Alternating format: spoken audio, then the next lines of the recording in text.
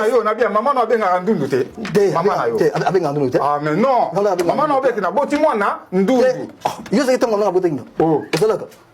So maman na tomba. C'est quoi ça comme on dit que ça maman na pas ignora. Maman na ndundu. On est pas congolais. Oh, so il y a un PC égal 3, mais ce un PC 2 l'unité. Et il y a 3. Non. C'est l'ignorance c'est rien de moi.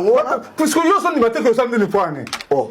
Nalobi na yo ha ndundu maman na so aboti yo zana siko obota ndundu zamale maintenant et c'est gire te yo donc yo c'est là bon le bien on le vit très bien nga papa na maman na ngaba sabatu minda baboti choko ndeli te ndundu te ndeli ndeli yo to bona yo ngala ce que non ndeli parce que ndeli ça signifie blanc c'est quoi même ndeli ndundu mais pas ngo loba na yo ça c'est ignorance aboti mona ndeli ça c'est ignorance non ça que ça na kuna pale mo kanga mo ngula non so ça na bon c'est chibala mo kanga mo kabala so kabala c'est ça ko kokate c'est là ko kokate so ko mais franchement nous en ndundu tira ndundu ni classe là comme vous pisa là ça